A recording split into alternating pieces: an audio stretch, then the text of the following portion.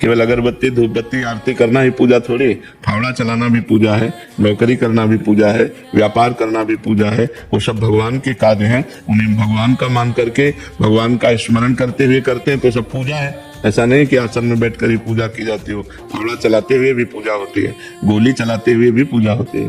पूजा का मतलब है भगवत भाव से युक्त हो जाना। अब आसन में बैठे चिंतन संसार का हो रहा है तो पूजा कहाँ हो रही है? संसार का कार्य कर रहे हैं, चिंतन भगवान का कर रहे हैं तो पूजा हो रही है। खास बात चिंतन है, अनन्यस चिंतयन्तो माम ये जना परिपासते। भगवान कह रहे जो अनन्य चिंतन करता है। पूजा का मतलब हम लोगों ने मान रखा है अगरबत्ती घुमा लिया, या हमें ऑफिस जाना है जल्दी करो और अगरबत्ती ऐसे घुमा रहे हो, पूजा नहीं। जब समय मिले तो अगरबत्ती भी घुमा लो, नहीं तो राधा राधा आराम से ऑफिस जा रहे हो, नाम जप करते हुए जा रहे हो, ऑफिस में काम कर रहे हो, नाम जप कर रहे हो, ये सब पूजा ही हो रही है, सब भगवान के ही कार्य है। लाडली सहचरी अमेठी से महाराज जी, मेरा प्रश्न यह है कि इस अधम से इतने पाप हुए हैं कि बार बार उसी का चिंतन होता है, बहुत भय लग रहा है। गुरुदेव भगवान, हम आपकी शरण में हैं, आप हमें दंड दें या प्रायश्चित करवाएं। भगवान की शरण में सब हो। भगवान अहम त्वाम सर्व पापेभ्यो मोक्षयिष्यामि मा शुचः। भगवान कह रहे मैं तुम्हें समस्त पापों से मुक्त कर दूंगा, तुम मेरी शरण में आ जाओ।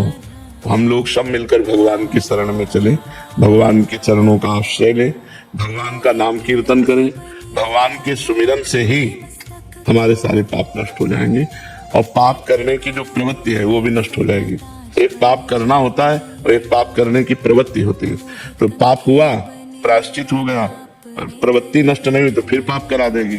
तो नाम जब तो नष्ट करता है पाप को, पाप की प्रवृत्ति का भी नाश कर देता है। तो हमें खूब नाम जप करना चाहिए भगवान की शरण होकर, जिससे हमारे सारे पापों की प्रवृत्ति का ही नाश हो जाए। महाराज जी, पाप नष्ट हो गए, इसका क्या थर्मामीटर है? हृदय निर्मल हो जाएगा, हृदय शांत हो जाएगा, चिंता भय शोक नहीं लगेगा। उस पाप का भी फिर चिंतन नहीं होगा? उस पाप का भी चिंता, ये मतलब उसका ये आंकलन। हाँ, जब तक वो चिंतन होकर जलाता रहे तब तक अभी है, और जब चिंतन है उसका खत्म हो गया, केवल भगवान का चिंतन हो रहा तो वो पाप नहीं। फिर तो सहजानंद अपने आप पाप के नष्ट होते ही अनंत की अनुभूति होने लग जाएगी। बिल्कुल बिल्कुल।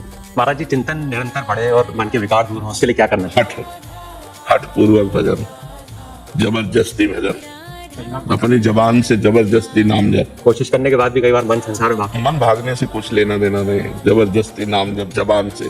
या जिह्वाग्रे वर्तते नाम तुभ्यम, जिसकी जिह्वा के अग्रभाग पर आपका नाम विराजमान है। नाम जप का प्रयास करने के बाद भी कई विकार कम नहीं हो रहे, मन के विकार हो जाएंगे, धीरे धीरे हो जाएंगे। बड़ा वृक्ष जब जड़ से उखड़ता है तो महीनों हरा भरा दिखाई देता है, लेकिन जड़ उसकी उखड़ गई है।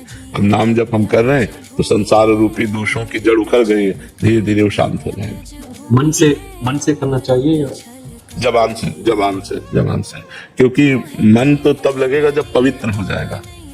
मन तो तब लगता है जब पवित्र हो जाता है। अभी अपवित्र मन है, वो भोगों में जाएगा, तो हम इसको पवित्र कैसे करें?